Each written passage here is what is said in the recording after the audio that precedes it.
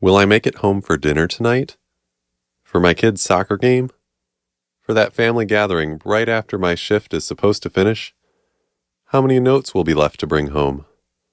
Paperwork and messages are just piling up again? Have you wondered, how can I get everything done and get home in time? Or are my expectations and goals matching reality? Are there things I could change to work towards these goals? Are you caught in a showdown between getting things done, helping with never-ending needs and requests around you? If you've asked these questions yourself, or if you've had someone else in your life asking them of you, please stay tuned. This episode is for you.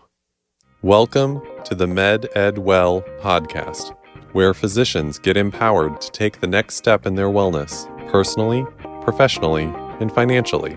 I'm your host, Dr. Ryan Stegink, a practicing general pediatrician and online entrepreneur. Again, welcome to the MedEdWell Podcast. I am so excited to join you today and so thankful for all the encouragement and support along this journey. We are already here on episode 3. I hope you find this valuable. I know I have gotten a lot out of preparing these episodes.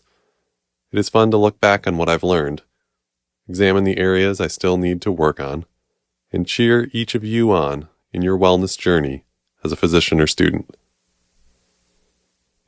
In episode 2, we covered concepts from Cal Newport's book, Deep Work, examining focused work and craftsmanship, aligning priorities and actions, and ultimately supporting your larger goals and purpose as a physician.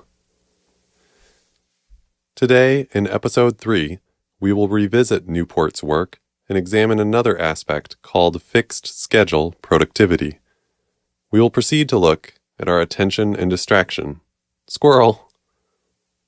Then opportunities for batching and productivity gains in clinical workflows. And yet, by holding these topics up to closer scrutiny, we'll examine whether fixed schedule productivity is truly achievable or if it's just a mirage. Before we dive in, let's hear about today's sponsor. Disability insurance is complicated. Doctors shouldn't have to take time to sort through a bunch of insurance quotes to find the best policy. Don't stress over insurance shopping. Let Pattern find the best coverage for you at the most affordable price by visiting patternlife.com/MedEdWell. The link will also be in the show notes. As an additional disclaimer, while everyone's situation is different, and this podcast is not specific financial advice, but rather for your education and entertainment only, disability insurance is for those of you with an income to protect, and typically not for those of you in medical school. All right, now back to today's show. So in Deep Work, Newport describes fixed schedule productivity from the perspective of a professor in academia. Just as in medicine, academia is filled with competing expectations, all vying for focused attention. And yet, with only so much time, the work typically spills out of normal work time to the evenings and weekends. He committed to not doing work things, email in particular, after 5:30 p.m. Then Newport looked back at what other productivity strategies needed to happen to make that goal a reality. In his analysis of both his and another academic's habits, he notes a laser focus on the research and scholarly output. These are the things needed to move forward on his professional goals. He acknowledged the importance of managing his own time, planning for deadlines in advance, and mindful, more intentional use of email and other communications, so that the, quote, shallow work does not consume all the time and attention. Sounds a lot like the discussion of priorities and goals in episode 2, when I talked about not attending every meeting to which I am invited, weighing new opportunities against those priorities. Why does this matter so much? Because in the spirit of fixed schedule productivity, I want to be able to go home by a certain time, a reasonable time, any time. And yet, in medicine, what gets in the way of that? Is fixed schedule productivity just a pipe dream for academics like Newport? Let's take a look at what gets in the way. First, what were we talking about again? Yes, what gets in the way? Distraction. Sure, I checked my email again after I went on to find the number for that particular community resource. Checking my messages at lunch that somehow lands me checking the news. Not that those are necessarily bad, just that I end up spending more time on something else that I wasn't intending to. Newport also references a concept from Sophie Leroy's 2009 article entitled, "Why is it so hard to do my work? The challenge of attention residue when switching between work tasks." Leroy's analysis concludes that switching from one task to another leaves workers thinking about what they were just doing. But she goes on, quote, "Time pressure while finishing a prior task is needed to disengage from the first task," end quote. She posits that the lack of time pressure to finish leaves room for the person to keep thinking about what else could have happened, rather than getting to a sufficient answer and moving forward. Reflecting on these conclusions, it makes sense because it resonates true with everyday experience in medicine. Being present where you are, focused and attentive with the patient that you are caring for. But then there is another one waiting right after them, and I want to be able to be present with that patient as well. This is not an effort to rush clinical reasoning and the differential diagnosis by falling into search satisficing or premature closure. Overall, these are great goals in theory, and yet the reality is sometimes the memory, focus, and task completion ends up being vastly more difficult in real life. When I finish my patient's exam and counseling, I ask what questions the patient or family has, answer them, and thank them for coming in today.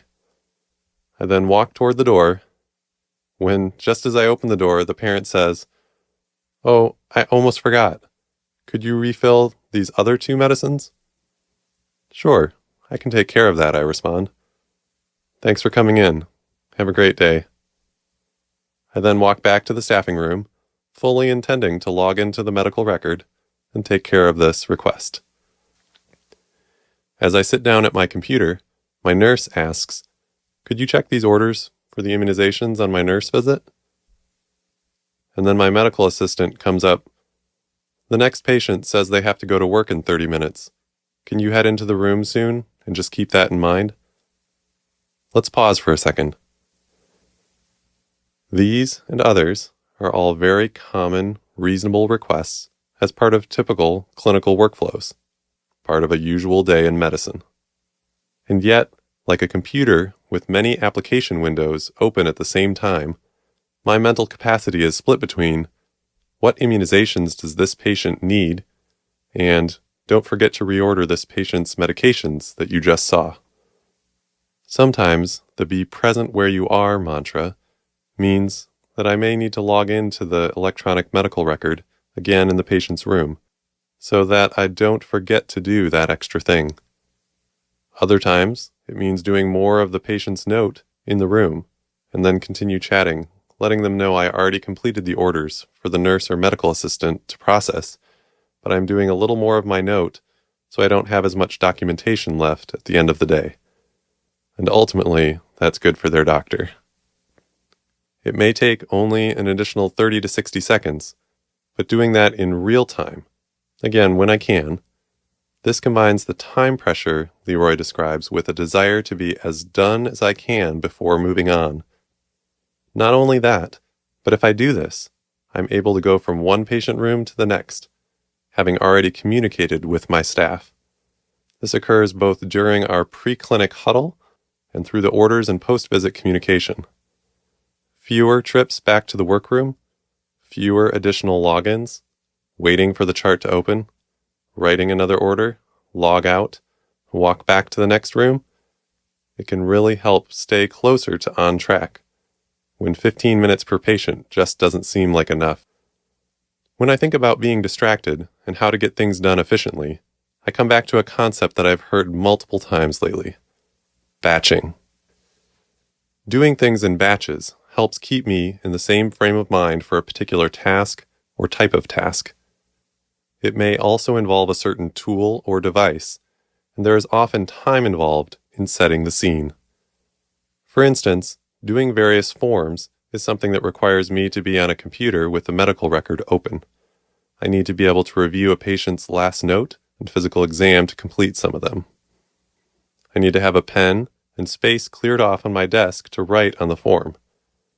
And then I typically make a separate pile for forms that I have completed for scanning, another for forms that staff need to fax somewhere, and another for medical records requests that come to my box but are ultimately fulfilled by our system's health information management team. So you can see that when I get a bunch of paperwork, checking my box frequently throughout the day could leave quite the attention residue as I see this one patient requesting a school physical, another requesting FMLA paperwork, and so on. Patients are instructed that forms are dropped off and typically given multiple business days for completion. As such, checking paperwork once or twice a day is probably sufficient, and I have tried to do that recently.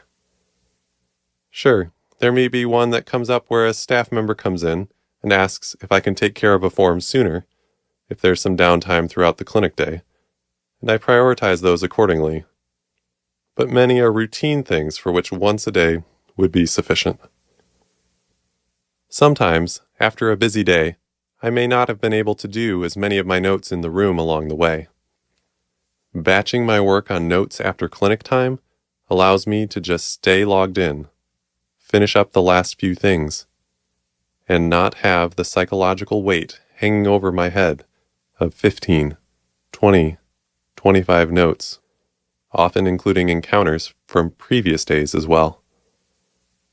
But sometimes, if I am tired, hungry, know that I have too many to finish all at once, or have some other commitment after clinic, I may defer some to the next day, or know that I'll have to complete some on a day off.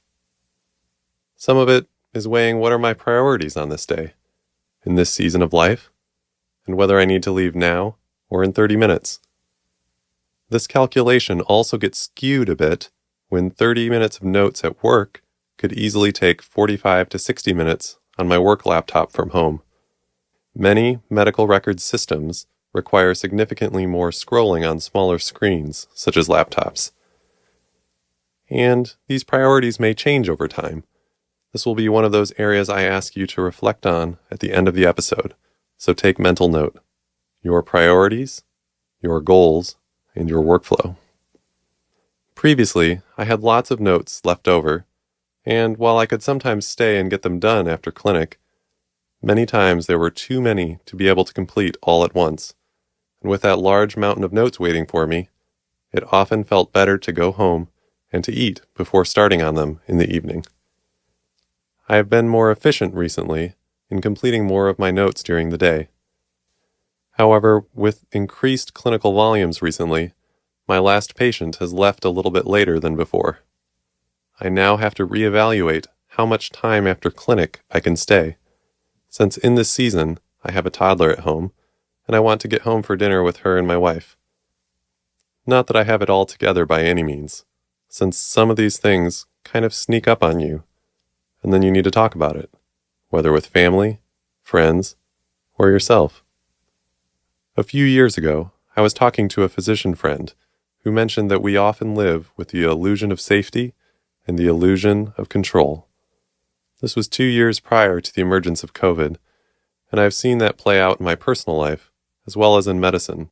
Today's discussion here around productivity, priorities, and time management is best viewed as goals to work toward, not absolutes, since we all know that things don't always go according to plan.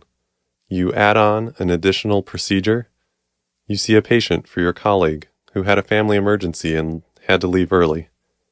The network is slow as you try to call the video interpreter. A patient walks into clinic in distress, or you have unexpected computer troubles.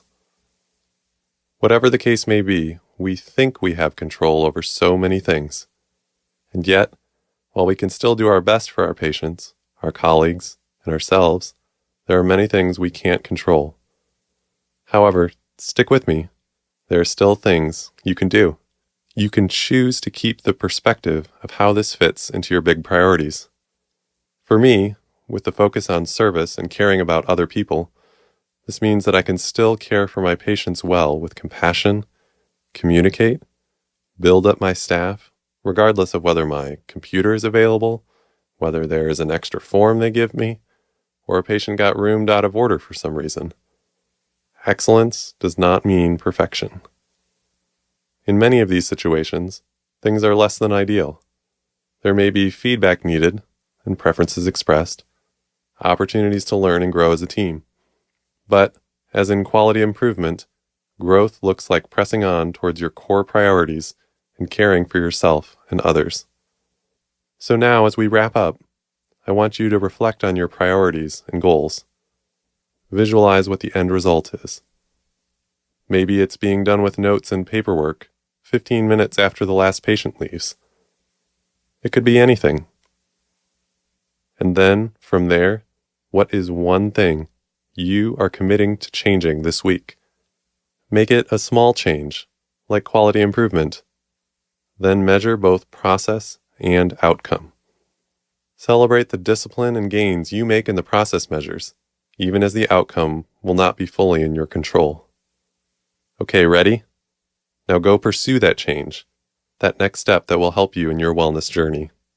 And just a reminder, if you know you need disability insurance, but either haven't taken care of it yet or want to check your current policy against what you might qualify for, check out today's sponsor, Pattern. Their link is in the show notes, patternlife.com/MedEdWell. If you found today's episode valuable, please take a moment and subscribe to the podcast if you haven't already. If you've already done that, please leave a review or message me on Instagram with feedback or show ideas. Finally, please share this podcast with another physician or student. Let's encourage one another to remember that mental health and self-care is important, and take that next step in our wellness journey today. I look forward to seeing you all back for the next episode, and have a great day. And now for our important disclaimer. Dr. Ryan Stegink is a practicing general pediatrician, but the MedEdWell Podcast does not reflect the views, opinions, or belief of his employer nor his affiliated university. Additionally, the MedEdWell Podcast is for educational and entertainment purposes only, and should not be considered advice regarding financial, legal, student loan, medical, or any other specific topic. In such a case, you should seek consultation with a certified professional in that particular area. Again, thanks for joining us on the MedEdWell Podcast, and have a great day.